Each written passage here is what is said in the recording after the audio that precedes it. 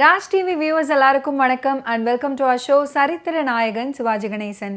இந்த நிகழ்ச்சியில் சிவாஜி அவர்களுடைய ஃபிலிம் கெரியரில் நடந்த பல இன்ட்ரெஸ்டிங்கான விஷயங்களை நம்ம பார்த்துக்கிட்டு இருக்கோம். அந்த வரிசையில் இன்னைக்கு எபிசோட்லையும் பல சுவாரஸ்யமான அப்டேட்ஸ் உங்களுக்காக காத்துக்கிட்டு இருக்கு. வாங்க நிகழ்ச்சிக்குள்ள போகலாம். சம்பூர்ண ராமாயணம் 1958 வெளிவந்த தமிழ் திரைப்படம் ஆகும். இந்த திரைப்படம் இந்து தொன்மவியல் இதிகாசமான வால்மீகியின் ராமாயணத்தை அடிப்படையாக கொண்டு எடுக்கப்பட்டது. இதில் சிவாஜி கணேசன் அவர்கள் மற்றும் NT ராமாராவ் ஆகியோர் முக்கிய வேடத்தில் நடிச்சிருந்தாங்க. இவர்களுடன் Padmini, PV Narasimha Bharathi, TK Bhagavathi, Chittoor V Nagaiah, ST Subbulakshmi, G Varalakshmi, VK Ramasamy, MN Rajam, Sandhya போன்ற பல முன்னணி நடிகர்களும் நடிச்சிருந்தாங்க. KV மகாதேவன் இசையில் MA வேணு இந்த படத்தை ப்ரொடியூஸ் பண்ணியிருந்தாரு. K சோமு இந்த திரைப்படத்தை இயக்கியிருந்தார். இந்த திரைப்படம் 14 ஏப்ரல் 1958 வெளிவந்தது. KV சீனிவாசன் NT ராமாராவுக்கு தமிழில் குரல் கொடுத்தாரு. இந்த திரைப்படம் 1959 ஆண்டு ஜனவரி 14 மொழிமாற்றம் செய்யப்பட்டு தெலுங்குல வெளிவந்தது. இந்த திரைப்படத்தின் கதை ராமாயணத்தில் ராமனுடைய பிறப்பிலிருந்து விவரிப்பதாக அமைந்துள்ளது. பரதனின் தாயின் சூழ்ச்சியின் காரணமாக முடிசூடவிருந்த ராமர் 14 வருடங்கள் வனவாசம் செல்ல ஏற்பட்டது. இந்த சம்பவம் தெரியாமல் தாய் கூறிய பின் தெரிந்து கொள்ளும் பரதன் தன்னுடைய தாயை அவதூறாக பேசியவாறு ராமரின் பாதம் நோக்கி ஓடுகிறான். அங்கு ராமருக்கு சேவையாற்ற விரும்பும் பரதனின் அன்பினை மெச்சுகின்றார் ராமர். பின்னர் நடைபெறும் காப்பிய சிறப்புமிக்க ராமரின் இலங்கை யுத்தம், ராவண அழிப்பு என்பன திரைக்கதை முடிவாகும். சம்பூர்ண ராமாயணத்துல ராமனாக NT Ramarao, சீதையாக Padmini, லக்ஷ்மணனாக Narasimha Bharathi, பரதனாக Sivaji Ganesan, தசரதனாக Chittoor Nagaiah, கோசலையாக Pushpavalli, கைகேயாக G Varalakshmi, சுமித்ரையாக ST Subbulakshmi, ராவணனாக TK Bhagavathi, மண்டோதரியாக Sandhya, சூர்பனகையாக MN Rajam, குகனாக VK Ramasamy உள்ளிட்ட பல நடிகர்கள் இதில் நடிச்சிருந்தாங்க. ராமனாக நடித்த NTRக்கு KV சீனிவாசன் எனும் நாடக கலைஞர் குரல் இரவல் தந்திருந்தார். சாந்தமான குணம் எனும் தன்மையை அது எளிதில் ரசிகர்களிடம் கொண்டு சேர்த்தது. அனுமன், சுக்ரீவன் அறிமுகமும், வாலியை வதைத்து வானர படைகளின் உதவியுடன் ராமன் இலங்கைக்கு பாலம் அமைத்து செல்வதும், ராவணனுடன் போர் புரிய தயாராவதெல்லாம் பின் நாட்களில் விரிவாக சொல்லப்பட்டன. ஆனால் இந்த படத்தில் அவை அனைத்துமே சபரிக்கு ராமனும் தன்னிலை உரைத்தான் எனும் சீர்காழி கோவிந்தராஜன் அவர்கள் பாடிய பாடலில் வெளிப்படுத்தப்பட்டிருக்கும். சம்பூர்ண ராமாயணம் திரைப்படத்துக்காக கவிஞர் மருதகாசி அவர்கள் எழுதி, திரை இசை திலகம் KV மகாதேவன் இசையமைப்பில் இசைமணி சீர்காழி கோவிந்தராஜன் பாடிய சபரிக்கு ராமனும் தன்னிலை உரைத்தான் அப்படின்னு ஆரம்பிக்கும் பாடலை கேட்டுக்கொண்டே ராமனும் லக்குவணனும் சபரியை சந்தித்தல், அனுமன் சந்திப்பு, வாலி சுக்ரீவன் மோதல், அனுமன் இலங்கை செல்லல் போன்ற காட்சிகளை காணலாம். காதல், நகைச்சுவை, சோகம் உள்ளிட்ட உணர்வுகளை வெளிப்படுத்துவதாகவே பாடல்கள் அமைக்கப்பட்ட காலத்தில் சம்பூர்ண ராமாயணம் படத்தில் மீண்டும் அவை கதை சொல்ல பயன்படுத்தப்பட்டன. இது நேரத்தை சிக்கனப்படுத்தும் உக்தியாகும். இன்றும் கூட பல படங்களில் வசனங்களுக்கு நடுவில் பாடல்களின் வழியே கதை சொல்வது வெற்றிகரமாக கையாளப்படுகிறது. அது ரசிகர்களை எளிதில் கதை சொல்லியுடன் பிணைக்கும் வழியாகவும் இருக்கிறது. டைட்டில் காட்சியில் பெயருடன் ஒலிக்கிறது நாமகிரிப்பேட்டை K கிருஷ்ணன் பார்ட்டியின் நாதஸ்வர இசை. அன்னையும் பிதாவுமாகி நீதி தவறாது, சங்கீத சௌபாக்கியமே, எல்லோரும் கொண்டாடும் ராமராஜ்யமே, அறநெறி மறந்த தமையனை உட்பட 19 பாடல்கள் இந்த திரைப்படத்தில் உள்ளன.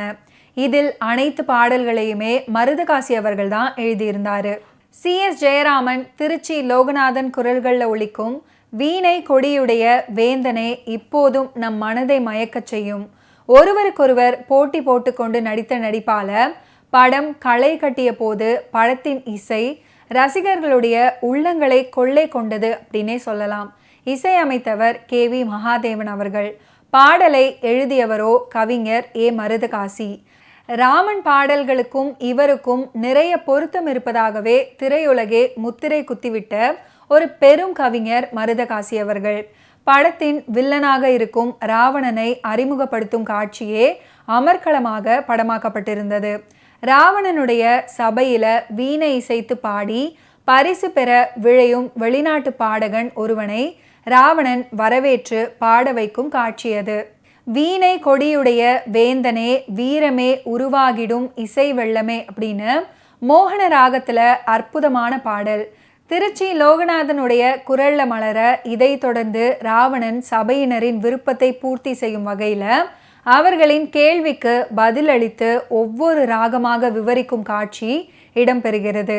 காலையில் பாடும் ராகம் பூபாலம், உச்சியில் பாடும் ராகம் சாரங்கா, மாலையில் பாடும் ராகம் வசந்தா, தாழிசைக்கு கல்யாணி என ராவணன் முடிக்க கையிலை நாதனை கானத்தால் கவர்ந்த ராகம் எது என மண்டோதரியான நடிகை சந்தியா கேட்க காம்போதியை வீணையில் ராவணன் இசைப்பாரு.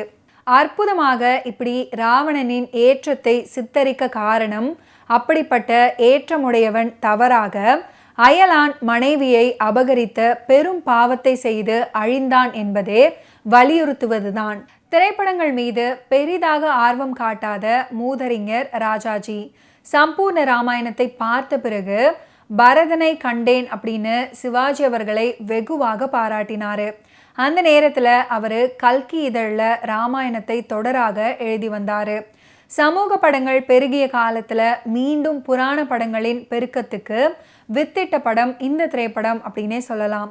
திமுக மற்றும் சமூக படங்களின் வளர்ச்சி, எம்ஜிஆரின் திராவிட அரசியல், சிவாஜி அவர்களின் காங்கிரஸ் ஈர்ப்பு போன்ற பல விஷயங்களை சேர்த்தணைத்து நோக்குகையில் இதன் வெற்றி எத்தகைய முக்கியத்துவம் வாய்ந்தது அப்படின்னு தெரிய வரும். சம்பூர்ண ராமாயணம் திரைப்படம் வால்மீகியின் எழுத்தை அடிப்படையாக கொண்டது அப்படின்னு தகவல் தளங்கள்ல குறிப்பிடப்பட்டுள்ளது. காரணம், கம்பரின் காவியத்தில் இருந்த சுவை இதன் திரைக்கதையில பெரிதாக வெளிப்படாதது தான். ராமாயணத்தில் உள்ள பாத்திரங்கள், பெயர்கள், இடங்கள், கதை போக்கை தீர்மானிக்கும் சம்பவங்கள் இதுல பிரதான இடம் பிடித்தன. ராமன், பரதன், லக்ஷ்மணன், சத்ருக்னன் ஆகிய 4 பிறப்பிலிருந்து படம் தொடங்குகிறது. மந்தரை சூழ்ச்சியின் விளைவாக தசரதன் அல்லுறுவதும், தாயின் வரங்களே தந்தையின் உயிர் குடித்ததை எண்ணி பரதன் வருந்துவதும், ராமனின் அழகுல மயங்கிய சூர்பனகை மூக்கறுபடுவதும், தங்கையின் நிலை கண்டு துடிக்கும் ராவணன் ராமனை அடக்க நினைப்பதும் இந்த திரைக்கதையில பெரும்பாலான இடத்தை பிடித்திருக்கின்றன. உணர்வுகளுக்கு முக்கியத்துவம் தரும் இந்த திரைப்படத்துல போர்க்காட்சிகள் மிக குறைவு அப்படின்னே சொல்லலாம். ஆனாலும் ஒளிப்பதிவாளர் கோபண்ணாவின் தந்திர காட்சிகளால அவை குறை சொல்ல முடியாத தரத்தினில் அமைக்கப்பட்டிருக்கும். போர்ல ராவணனை வென்ற பிறகு உடனடியாக சீதையை தீக்குளிக்க உத்தரவிடுவாரு ராமன். அதன் தொடர்ச்சியாக வனவாசம் அன்றோடு முடிந்து அடுத்த நாள் அனைவருமே நாடு திரும்புவதாக திரைக்கதை அமைச்சிருப்பாரு ஏபி நாகராஜன் அவர்கள். பின் நாட்களில் இந்த இடத்தை கொஞ்சம் ஆல்டர் பண்ணி லவகுசா உள்ளிட்ட பல படங்கள் வெளிவந்தன. தமிழ் சினிமாவில் பொம்மை அப்படின்ற படத்தின் இறுதி காட்சியில் தொழில்நுட்ப கலைஞர்கள், நடிகர்கள் அனைவரையுமே காட்சிப்படுத்தி இருப்பார் இயக்குனர் எஸ் பாலச்சந்தர். அதற்கு முன்னதாகவே உருவான இந்த திரைப்படத்தில் டைட்டிலில் தொழில்நுட்ப கலைஞர்கள் பெயருக்கு அருகே அவங்களுடைய புகைப்படங்கள் இடம்பெற்றது நிச்சயம் புதுமையானது. Set design CHE Prasad Rao, உடை அலங்காரம் TA Madhavan, makeup KR Raghav, art and settings MP Kuttiyappu உட்பட அனைவரது புகைப்படங்களும் இதில் இடம்பெற்றிருக்கும். ஆனால் இதில் உதவியாளர்களுக்கு அந்த சிறப்பு செய்யப்பட்டிருக்காது. சினிமா உலகத்தை பொறுத்தவரை மேக்கப், உடைகள் மற்றும் துணை நடிகர் நடிகைகளின் வாழ்வாதாரத்துக்கு இவ்வகை திரைப்படங்கள் வழியமைத்தன. திரைப்படங்களில் வண்ணம் புகுந்த போது மண்ணிலிருந்து அந்தரத்துக்கு தாவின புராண இதிகாச பாத்திரங்கள் புகை மண்டலத்துக்கு நடுவே அசரீரி புகுந்து ரசிகர்களின் கற்பனையில தங்க நிறம் கலந்து போனது. இதற்கு அர்த்தம் தர பிரம்மாண்டத்தை படைப்பாளர்கள் தேர்ந்தெடுக்க, அதுவே பின்னாட்களில் புராண படங்களை தயாரிக்க முடியாமல் போவதற்கான காரணமாகவும் மாறியது. ஓகே வியூவர்ஸ், இன்னைக்கு நிகழ்ச்சியில் நடிகர் திலகம் சிவாஜி கணேசன் அவர்களுடைய ஃபிலிம் கெரியரில் நடந்த பல இன்ட்ரெஸ்டிங்கான விஷயங்களை நம்ம பார்த்து தெரிஞ்சுக்கிட்டோம். அடுத்தடுத்த எபிசோட்ஸில் சந்திப்போம். நன்றி, வணக்கம்.